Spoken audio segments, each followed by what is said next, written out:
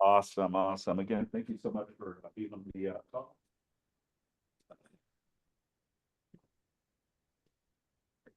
All right, we're going to be talking about the unrepresented buyer and how you service when working as a listing agent and servicing your sellers, and how to go about in the process when you do have a potential buyer that does not have representation and Where have you gone to, wants to my submit an dears? offer.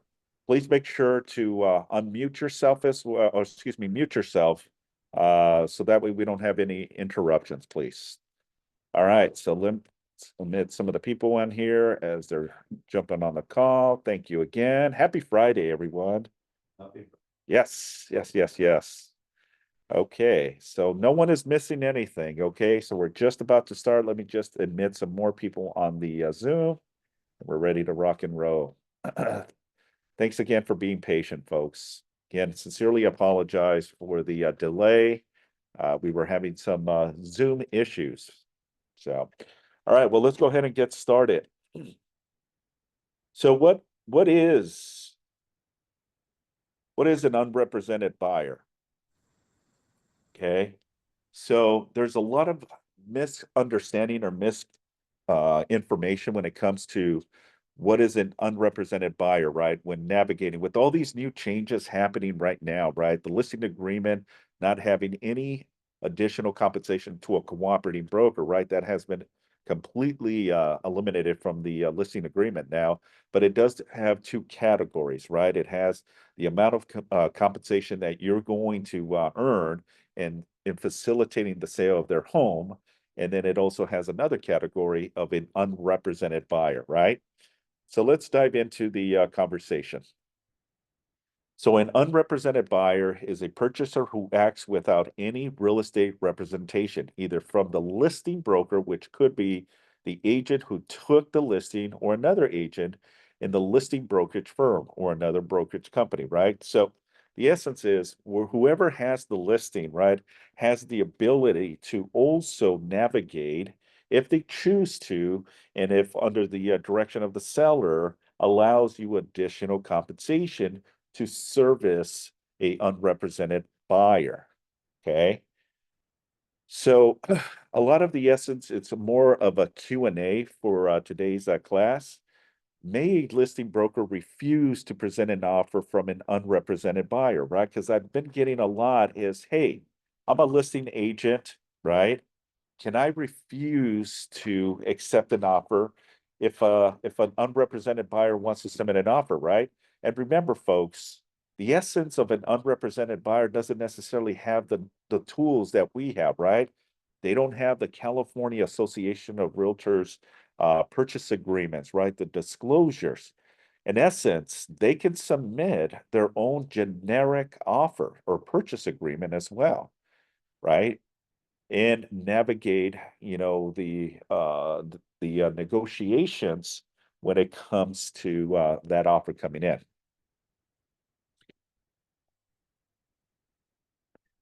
A general rule is no, the listing broker has a duty to the seller to present all offers, right? And in essence, any offers now moving forward, if it's on the napkin, if it's on the sheet of paper, and they're asking for price, terms, and condition, right?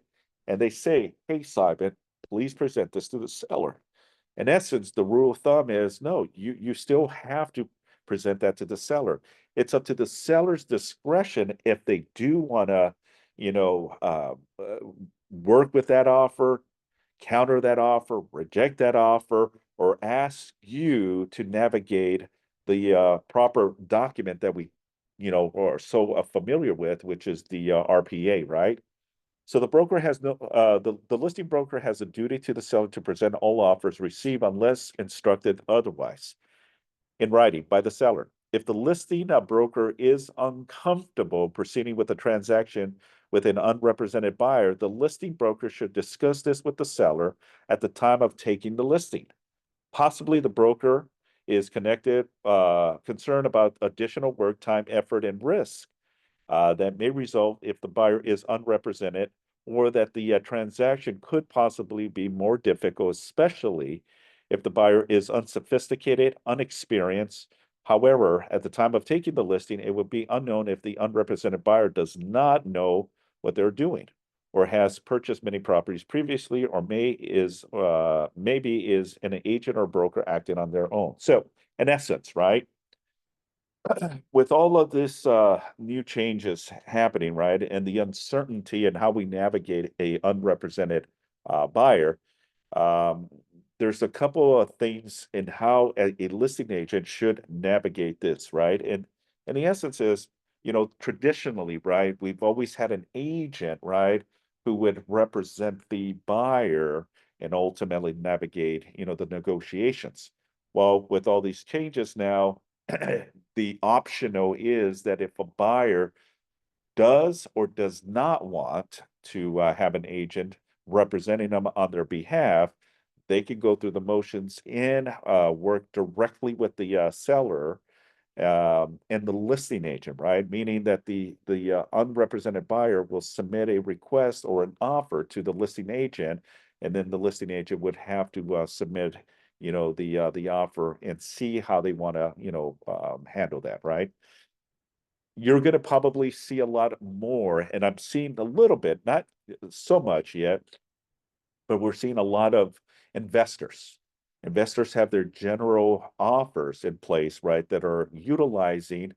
But if you really look at those documents, it really protects the buyer and it gives more favor to the buyer than really the agent and also the seller. So I caution you, right? If you do get a generic offer from an investor or someone that's submitting an offer, please make sure that you are reading this document and really articulating the conversation with the seller, because at the end, if there's something in there that you missed, did not understand, it may compromise your position and also the seller's position as well. This is why it's very important that we revert back to the original RPA, right? Because there's contingencies in place, there's mediation, arbitrations, there's definitions, there's a process, right, that explains. And this is why there's so many additional forms on the RPA to make sure that we're navigating and everyone is on the same page. Okay. But the essence of what we have in front of us now is an unrepresented buyer has the ability to also submit their generic offer as well. May a listing broker receive extra compensation if the listing property is purchased by an unrepresented buyer? Okay. I mean, I think it's pretty self-explanatory, right? Yes, the answer is yes. Under paragraph 2C2 of the California Residential Agreement, right, on the listing agreement, they've stipulated that, yes, if the seller is okay and willing to pay you additional compensation to help navigate the process, then yeah, the agent can get paid additional compensation. So under paragraph 2C2, it's an optional paragraph and will only apply if the box in the third paragraph is and the column is checked. At the time the listing is taken, the amount that the listing broker charges, if there is any unrepresented buyer, it's up to the seller and the listing broker. Whether C2 is checked, and regardless of the amount of compensation specified, the listing broker is still entitled to the amount of compensation specified in paragraph C1. So the difference between the C21 and C2, excuse me, 2C2 is that the amount that you as a listing agent in the capacity of helping them sell their home, that's your security right there, right? The essence, the unrepresented section is optional. The seller does not have to agree to those terms, but it's an optional in case, right? In case a buyer is not working with a agent. And this is where you can say to the seller, look, there's additional paperwork, there's additional risk, there's additional process that I would have to be involved with if this buyer is interested in submitting an offer. And this can be one of the best offers too, right? From an unrepresented buyer. Okay. You might have four offers, right? Three of them with agents and one of them with no agent. but all of the other three agents are asking for compensation, right? And this one may say, look, I don't want to, because one, I don't want to pay for an agent's compensation. Therefore, the optional is if the seller is willing to pay you as the listing agent additional compensation to service this particular buyer, right? And let's just say that the other three offers are asking for 2.5%, but you have it as an additional, right? You already have your 2.5 or your 3% secured, but now you're charging 1.5% additional for an unrepresented buyer. When you do the calculations, right, from a seller's net sheet, the seller will probably make more money uh, going in this direction than having an agent involved because of compensation. Now, with all that being said, right, I want to be crystal clear in my approach here, right? Because even an offer submitted by an agent, that doesn't necessarily mean that the seller has to pay now. It's a negotiations, right? The buyer can submit a 2.5, excuse me, the buyer's agent can submit a 2.5%. And the seller can say, look, I'm not going to do 2.5%, but I'm willing to do 2%, right? But let's say that the unrepresented buyer is in your additional compensation is 1.5%. So if you do the figures and numbers, the seller will probably net a little bit more going in that direction. Does that make sense? Okay.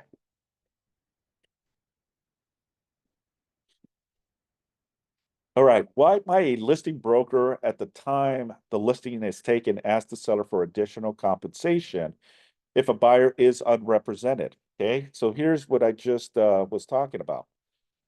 Because an unrepresented buyer may likely make additional demands on the listing broker that would not be presented if the buyer was represented, such as asking for forms, allowing access to the property, interacting with escrow, title, and inspectors. All of these activities exposes the listing broker to additional risk, but the listing broker may need to provide some of those services to facilitate the sale for the seller's benefit and thus fulfilling the listing broker's fiduciary responsibility and duty to the seller, right? So in essence, remember, an unrepresented buyer is doesn't create due agency. It doesn't create you have a fiduciary responsibility to both buyer and seller. Okay. Your fiduciary responsibility will fall only to the seller when it's an unrepresented buyer. In essence, can you convert that unrepresented buyer to a dual agency? And the answer is yeah. How do you navigate that? Well, we'll talk a little bit more on it. But the way you create a dual agency is if you now have an exclusive or a representation agreement signed by that buyer. Because the buyer may be saying, look, I don't know the entire process. This is my first time. I don't feel comfortable. I want to make sure that I'm being protected as well, right? So in essence, you as a listing agent can become also the buyer's agent, or what creates dual agency is also a another agent in the same brokerage. Okay. Any questions so far on that? Okay. May a seller refuse to receive an offer from an unrepresented buyer? Okay, so as an example, right? You're the listing agent, right? And we have how many people on Zoom? We have about 17 people on Zoom. Let me get a couple more on the call. Okay, so let's just say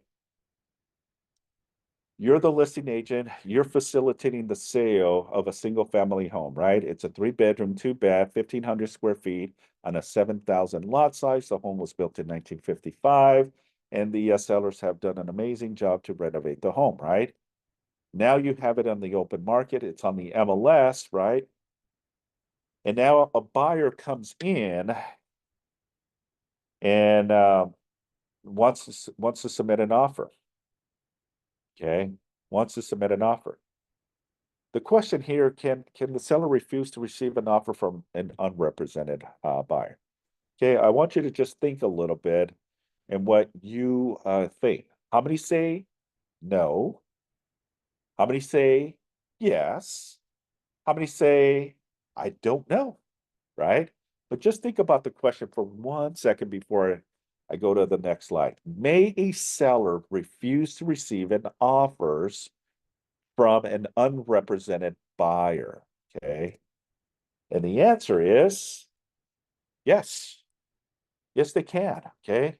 But there is little incentive for the seller to do so, right? The offer may be a professionally prepared by an experienced investor or poorly prepared by a novice purchaser. It is most likely in the seller's best interest to receive all offers, even those from an unrepresented buyer, and then decide how to respond, if it at all, to such offers on their merits, including taking into account that the buyer is unrepresented. So in essence, okay, in essence, the seller can refuse to say, look, I do not want to entertain any unrepresented offers, right? One, sellers don't know, right? They don't know. They rely on us, the professionals, right, to navigate the process, right? Because what is the seller's ultimate goal? Yeah, to sell their home, to get the maximum that they can possibly get from the sale of their home, so they can net the most, right? And they can move on to their next purchase, right?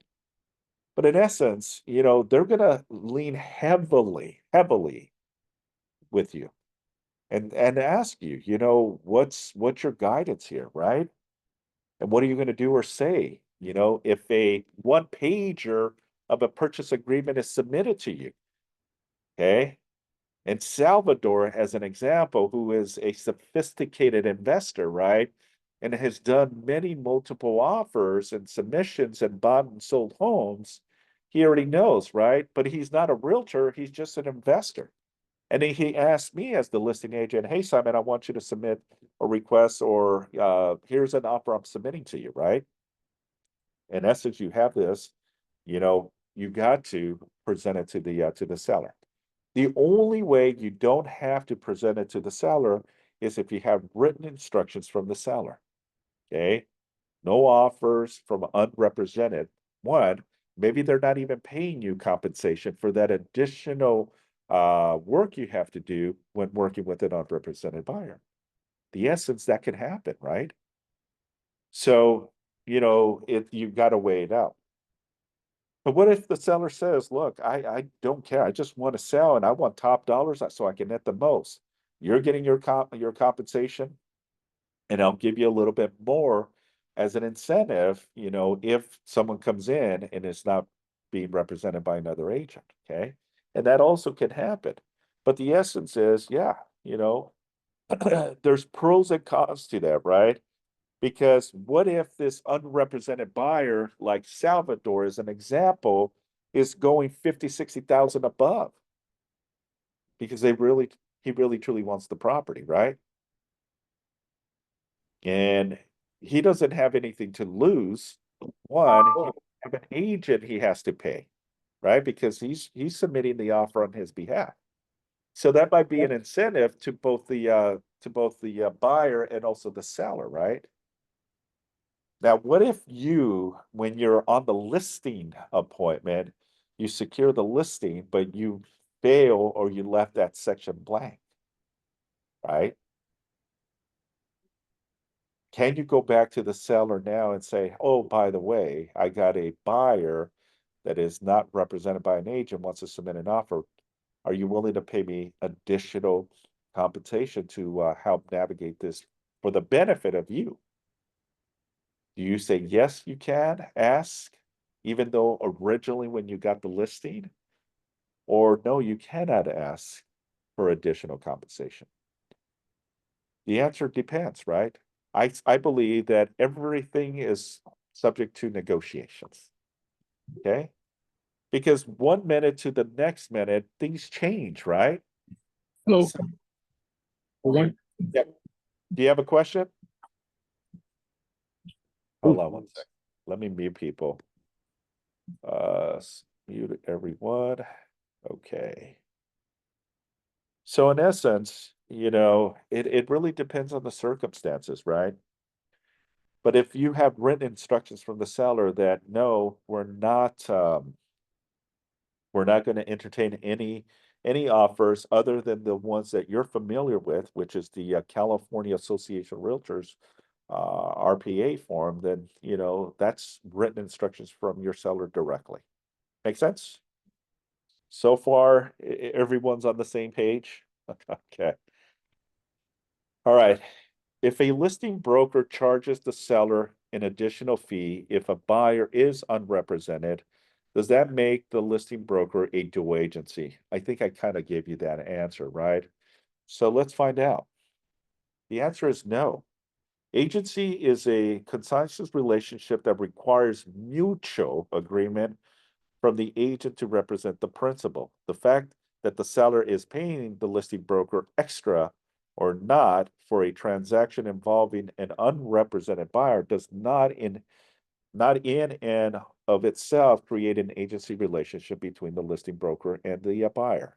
So I want to be clear on this, folks, okay? So I want you to understand that a unrepresented buyer doesn't automatically, if your offer gets accepted, is dual agency. Okay, that is not dual agency. You have no interest whatsoever to navigate any major issues with navigating the process, right? Can you prepare the paperwork? Yes. But under no circumstances do you have a written commitment to that buyer. Now, there's risk involved, right? And this is where you have to use judgment. This is where you have to understand, the risk involved when working with an unrepresented buyer, because the essence, we live in a state that people want to sue, guys. Okay. So you either have to take the good from the bad and really know if you really want to navigate a unrepresented buyer. Okay. And I'll explain it, right? Let's say again, Salvador is now a not a sophisticated investor, wants the property because he's been wanting to live in this neighborhood, um, but he still doesn't want to work with an agent, but he wants to submit an offer, right? But he's leaning heavily on me. So he's saying, Simon, look, I don't, I don't, I don't want to pay any agent for helping me navigate. But if you're willing to help me, right, in the submission of the offer, then I want to submit an offer, right? So in theory is if I have the listing agreement with additional unrepresented check, right? That means I can definitely represent or I should take that back. I can navigate the transaction, right? But I under no circumstances have a fiduciary responsibility for Salvador. My fiduciary responsibility will still fall on the seller, right? I'm only trying to facilitate this because this is a potential transaction that can get the seller where they want, right? Is to close the deal, get the most possible, and we can all move on. Okay. So in theory, right? Under no obligations do I have to, but I can say, look, here's the paperwork. This is what you need to tell us, what your intentions of submission is, right? Price, terms, and conditions, right? And I know it's still early. We don't have that many samples or transactions that are involved with non-represented clients. Right now, we're still seeing a lot of buyers working with agents. May a listing broker provide a purchase offer form to an unrepresented buyer? Okay. What do you think? Okay. If Salvador, and I'm sorry, Salvador, I'm going to pick you because you're right in front of me. You're right in front of me. But let's just say that Salvador wants to submit an offer, right? As the listing broker, I'm the listing broker. May I provide the purchase offer on behalf of Salvador, who is not being represented by anyone? How many people say yes? How many people say no? How many people don't know? Well, let's find out. So the answer is yes. Yes, you can. So the CAR term of use allowed a broker to provide forms to any party in a transaction which the broker is acting as an agent. The listing broker who does so should first get the permission of the seller. To reduce the risk of creating an agency relationship with the buyer, the listing broker should not fill any information of the terms or blank fields of the offer, but instead should only include the property address and buyer's name on the form. The broker can also name the listing broker as the seller only agent in the agency confirmation section or paragraph. A little confusing, right? Not your normal transaction. But in essence, there's a lot of things that you're not going to include. You see what this language says of what you could do to help, but not necessarily help them throughout the entire offer, right?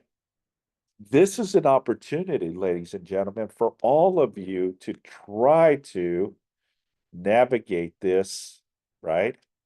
Navigate this to try to get them to be an agreement in place.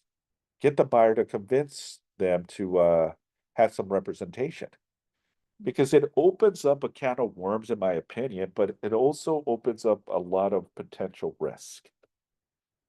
Because if the buyer uh, loses their deposit because they didn't understand the initial process, who do you think they're going to go after? They're going to go after me, right? Because they don't know the differences between, dual representation, unrepresented buyer. They're going to think if I'm having dialogue with Salvador, Salvador in his own mind thinks that I am representing him. So you need to be clear and concise in the approach that you have no obligations to the buyer. Okay. Yes. Yeah, especially trying to send you and listening, you represented buyer, unrepresented buyer. You approach the buyer to give them that form. They didn't approach you. Right. It things came to me because since the buyers unrepresented, they don't really know. They don't know what the difference is in unrepresented and all that stuff. Yeah. You as the listing person, even though you represent the seller, but you to the buyer and gave them the form basically saying to them, hey, I think this is a good purchase for you. That's right. So you, Yeah. Yeah.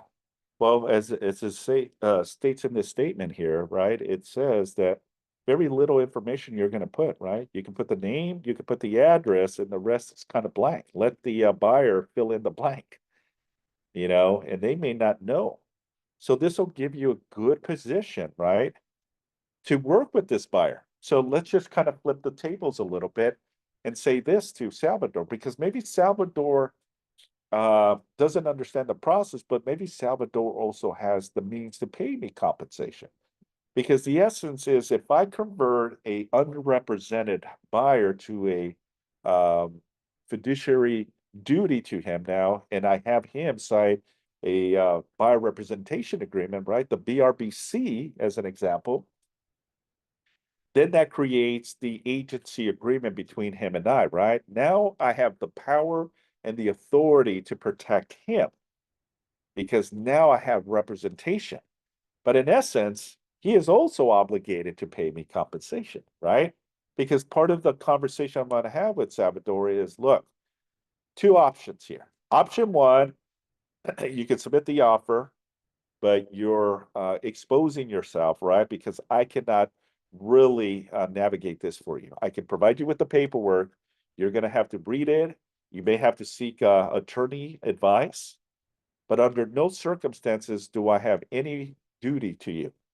It's only to my seller. The other option, option two, Salvador, is I can represent you, okay, but I will have to have an agreement with you. And that agreement is the buyer representation agreement, the BRBC, right? As an exclusive or non-exclusive. But in essence, there's additional fee for that as well. Okay. Well, can we ask the seller for the fee? Yeah, I could definitely put that as part of the terms of the offer. There's a section on there that if I check it, I can ask the seller if they're willing to pay me compensation, right? I submit the offer because I represent Salvador, and the seller now, who I'm the listing agent, says, "Hey, I have an offer from Salvador, but I'm also representing them," which you're covered because if when you sign the original listing agreement, right? The listing agreement has additional advisory, right? And that additional advisory is the possible representation agreement of more than one buyer and seller. That's your disclosure to the seller and to the buyer. Hey, I might be representing a buyer on the purchase of your home as a disclaimer, Mr. or Mrs. Seller, right? And they sign that originally when you get the listing agreement, right? So you can represent, but in essence, the seller may say, look, in the very beginning from your listing, they may say, I do not want you to represent any buyer. I don't want a conflict because there may be slight conflict of interest when you do work with both buyer and the seller, because you have a lot of knowledge and information that you might accidentally cross, right? This is why we try to teach our agents not to do dual agency. It's risky, and if you don't know, it can compromise your position, but more so, it can put you in a risk liability. So if you can avoid it, avoid it. And I know agents, they're always looking at the big commissions coming in from it, right? So they want to give it to another agent in your office and get a referral out of it. Okay. That's the best thing, right? So you have at least the arm length transaction that you're involved, but you're not involved because you're only involved in working with the seller, not necessarily the buyer. We have another agent involved. Does that make sense? Okay. All right, let's continue. If a listing broker gives an unrepresented buyer a blank offer, what else should the broker do or not do? Okay, I want you to think for a minute. Okay, the broker should provide the buyer with the buyer's non-agency agreement, form BNA. The broker should not discuss the terms or help the unrepresented buyer complete the offer. In all further communications with the unrepresented buyer, the broker should remind the buyer that the broker is acting in the capacity as the seller's broker and should refer to the buyer to the previous provided BNA form. So part of this is that, if you're going to be navigating a potential offer on a unrepresented buyer, sorry, I have allergies for some reason, so I apologize. You want to include the buyer's non-agency agreement. Full disclosure. Hey, Salvador, look, we'll go ahead and submit that offer, but under no obligations do I have any agency agreement with you, right? Because we don't have an exclusive or a non-exclusive buyer representation agreement. And he may be okay, or the buyer may be okay with it, right? Because they've done this in the past and they're okay with it. They understand the elements to get to the finish line, right? And if the buyer and the seller are good with it, then we continue, we press forward. Make sense? Okay. How should a seller respond to an offer written by an unrepresented buyer? Okay. So now you have an offer, right? And you as the listing agent, you get this wacky two-pager, right? This wacky purchase agreement. And there's a lot of language in there that just like, wait a minute, how is it a two-page? But us as real estate agents, we have 14, 15 pages of the RPA, right? You weigh it out, it's like, holy moly, you know? Remember, a lot of these generic offers are there to protect the buyer, not necessarily the agents or the seller, right? So you got to be very careful.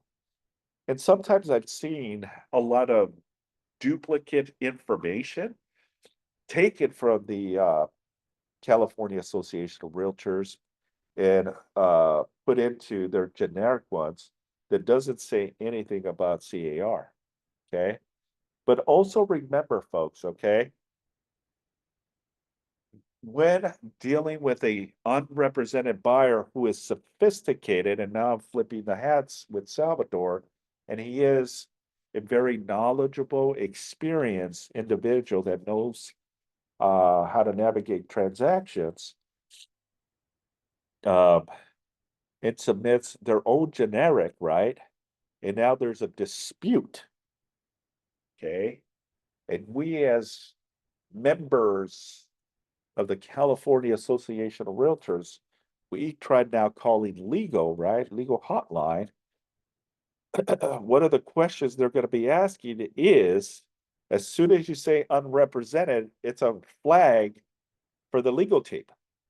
Because they're going to say, okay, was a car form used or a generic? If you say it was a generic, they're going to say, stop. Unfortunately, I cannot advise you on any forms that are not car associated. Okay. So now they're going to say you're going to have to refer to another attorney to advise you. Who would give you advice on a form they didn't create? Okay. So just keep that and be mindful. Okay. If you go that direction, you may not be able to have legal advice from CAR. Okay, so how should a seller respond to an offer written by an unrepresented buyer? The offer should be evaluated on its own merit by considering the offer terms and presentation.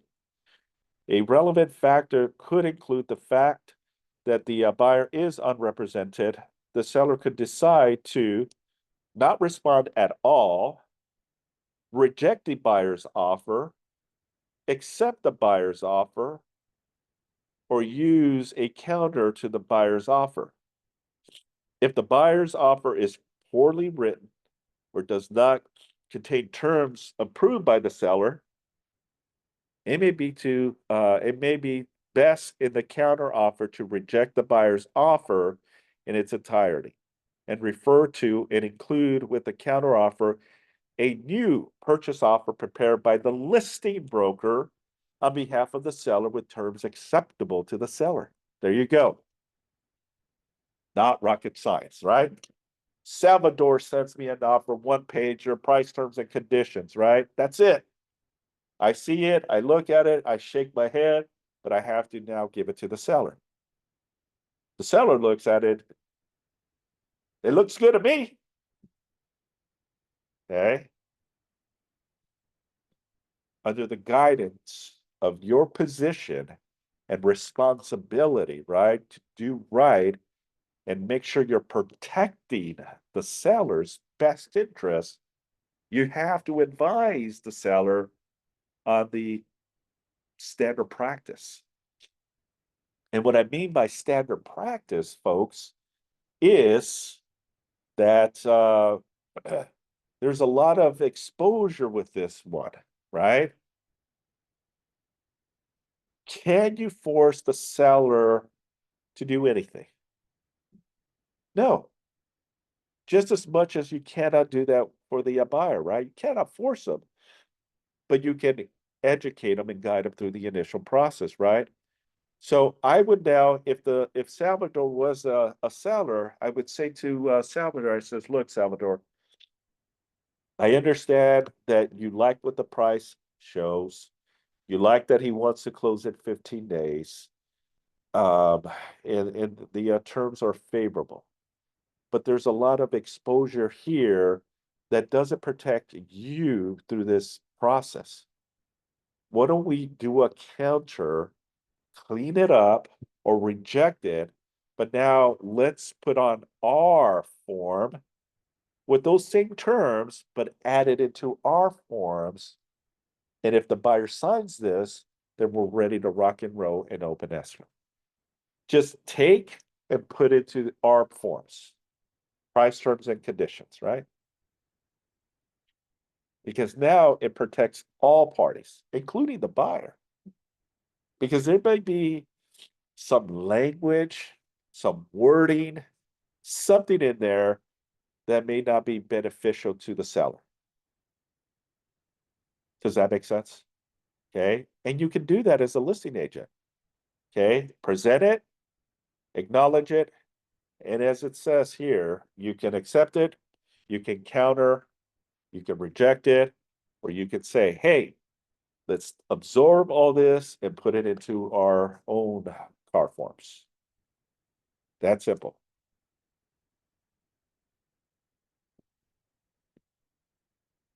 If the listing agent or other agent in the same brokerage company as the listing agent prepares an offer for the buyer, will that buyer be represented by the brokerage company?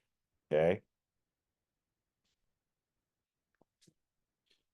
If the agent for the brokerage company has previously obtained the buyer's signature on a buyer representation agreement, better known as the BRBC or the PSRA, then that buyer is represented, and the brokerage company will be a due agency.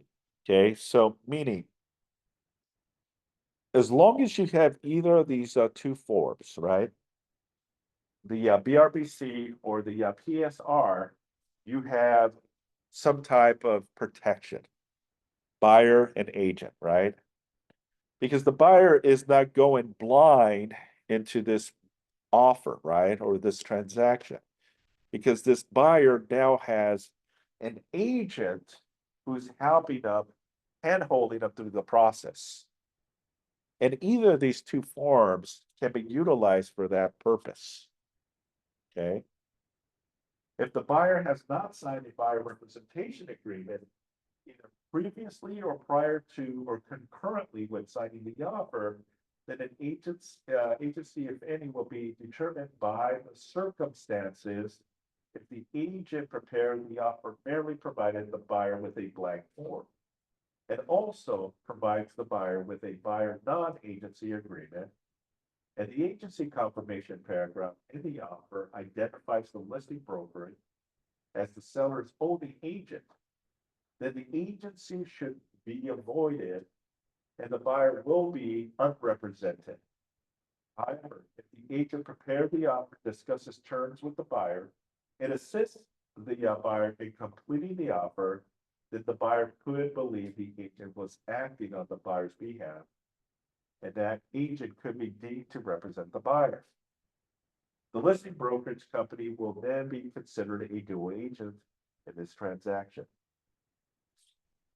When the agent fails to obtain the buyer's signature on the buyer representation agreement, the broker specified licensee will not be entitled to compensation from the buyer from any service rendered.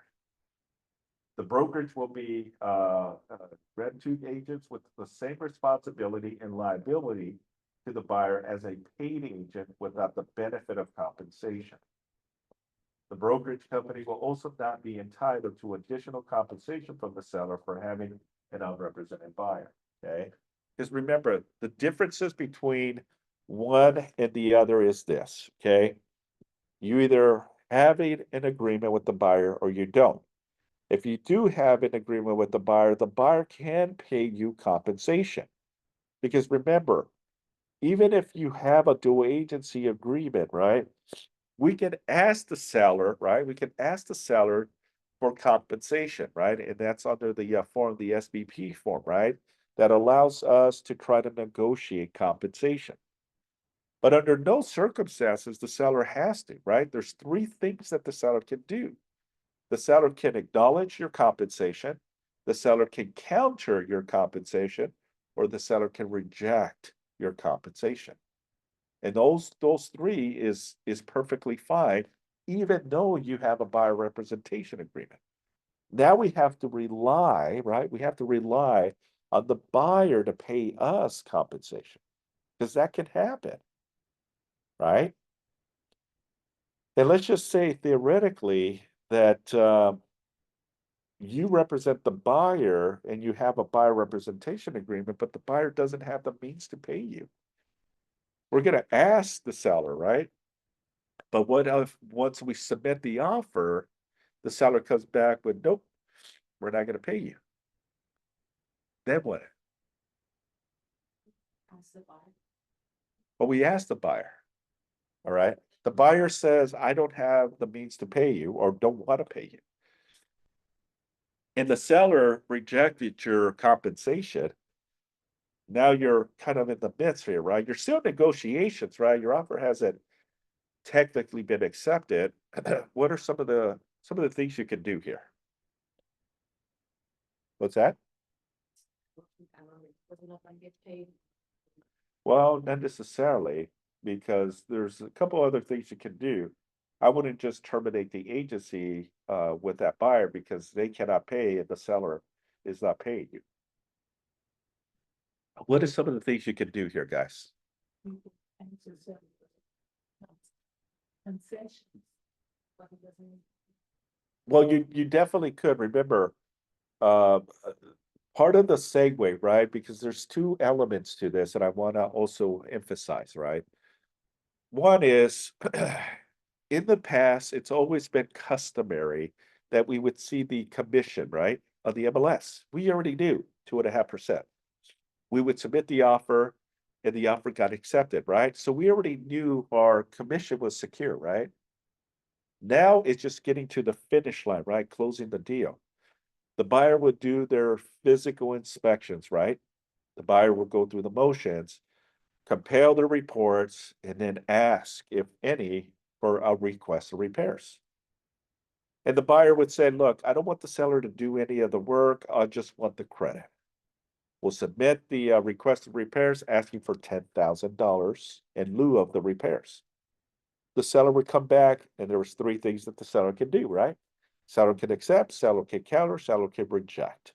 Seller doesn't have to respond to your buyer's request, right? But let's just say that the buyer, excuse me, let's just say that the seller does come back and says, look, I'm okay. I won't do 10,000, but I'll do 5,000. And the buyer's okay. Hey, it's better than nothing, right? So in essence, the seller has already agreed to your 2.5%.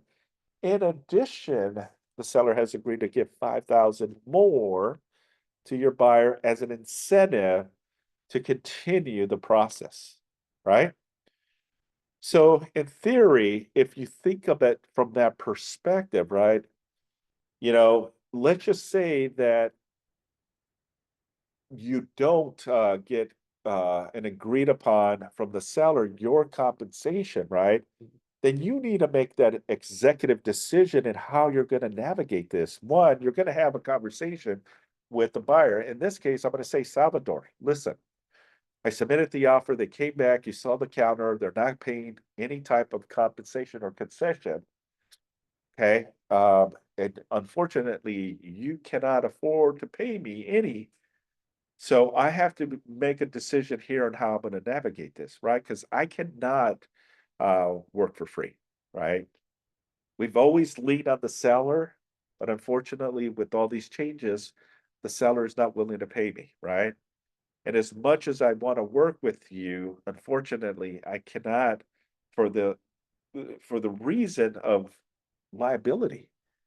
Something happens, I'm entangled into a potential lawsuit, I didn't make any money. Why would I put myself in that position? So here's a couple options, Salvador, that we could do. Okay. Option one, I back out of this deal. Okay. I back out of this, you can still continue with this, but now you're gonna be an unrepresented buyer. Okay, and I can have the conversation with the seller, excuse me, with the listing agent and see if they're willing to still continue as an unrepresented. Okay. I can ask the agent if there is a unrepresented agreement, maybe they're willing to pay me a referral. But I step back, okay? I'm not involved. I don't have any continuous on this. I'm out of it, but I can see because you are my client, if they're willing to at least pay me as a referral. Okay. Option two is you make a decision, you need representation, and you don't feel comfortable going forward by yourself. We decide to cancel, but you have to make that decision, not me. And if you cancel, then I'll start the cancellation, and we go find another property that is willing to give me some consideration. Okay. What would you like to do, Salvador? Let it be on the buyer. I think option one. Well, So take option one. So okay. So those are a couple of the options, right? Option one, option two. So if it's option one, right, that he wants to stay with the transaction, then I'm going to call the listing agent and say, unfortunately, because there is no compensation coming from either to pay me, I have to step out. But I'm asking you on behalf of the client that they still want this property. Are you willing to, help navigate the buyer as an unrepresented client? And see what the listing agent says. Yeah, I don't have a problem. I can do, some paper pushing, or they may decide, well, and it wouldn't make any sense to do a buyer representation agreement because the seller is already not paying, concessions, right? So in essence, it would have to be an unrepresented. So I would tell the listing agent, hey, I have the buyer that wants the place. I'm going to back out. If you guys want to continue working with this buyer, it's going to be this way. Are you willing to pay me a referral compensation for, helping you with this buyer, right? And the listing agent may say, yeah, you know what, I'll go ahead and handle this for you. And I'll pay you a 20-30% referral. Then we go with the. That is correct. I will prepare a referral agreement, signed and executed with your information, compensating me 25-30%. I'm going to send it to the listing agent. And once they sign it, then I step out and then you work in some capacity directly with the listing agent. Okay, then you just have to look, right? We're not gonna have the- What do you mean? No, we're not gonna give you anything.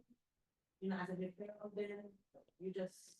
Well, I mean, unfortunately, yeah, if the agent says, no, I'm not gonna pay you a referral, because they don't have to, then, unfortunately, it is what it is, I mean, I would always ask if that circumstance happens.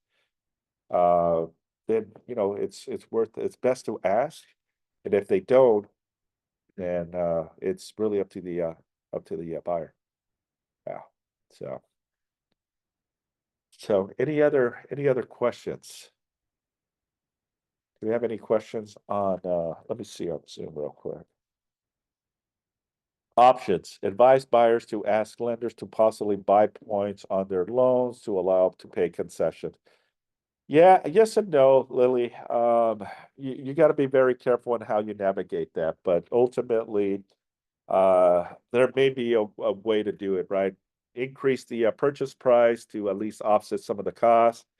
But I would definitely be having a conversation with the lender to make sure, because there's appraisal issues.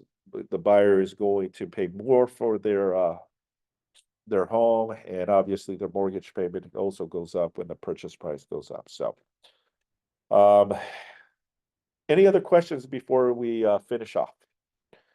Okay, well, that concludes today's meeting. Again, thank you all for hanging in there, and I sincerely apologize for the delay. It is being recorded, so if you want to go back to this, it should be up in our YouTube channel. And yeah, you can always watch it back. So again, thank you all. Appreciate it. Have a wonderful and a safe weekend. And I will see you in the next contract class. Thanks, everyone. Simon, I'm sorry. I had to step away Yes. for a moment. I have a quick Yes. question. I'm so sorry. I'm just wondering, you know how you were saying that in the contract, the seller can agree to pay some form of compensation and there's options like for points or for the buyer's agent's compensation.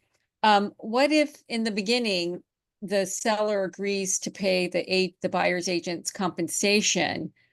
Can you still go back when it comes time to request for repairs and ask for more compensation, or are you just locking yourself in the beginning? No, remember, I've said this and I will continue saying this. Everything is subject to negotiations. Meaning, let's just say theoretically that we do get our offer accepted and our compensation secured, right? Now we're in escrow and now the buyer is going through their due diligence, right? They get all of the inspections that they wanted, and now you can still ask for a request of repairs. So in addition, you can still ask for concessions for help on closing costs, buy down of the rate, and also request repairs. So all that can be in addition to what you agreed upon originally. You can now also do that during the escrow period. Okay, I just want to make sure that you don't get locked in and then you can't go back and ask for more if you need to, if you discover something terrible with the property, so. Yeah. Remember, there's negotiations in the beginning, in the middle, and even towards the end of closing, you may have to do some negotiations. I've seen it firsthand, right? Last minute, something happens, and now we're asking for additional. Maybe the AC had an issue, right? And we found out from the final walkthrough, right? And we try to come to some type of agreement, right? That's where you can negotiate some terms as well. So nothing is set in stone until the deal is closed, then it's set in stone, if that makes sense. Great, thank you so much. Thank you. All right, team. I appreciate it. Thank you, everyone. Thank you.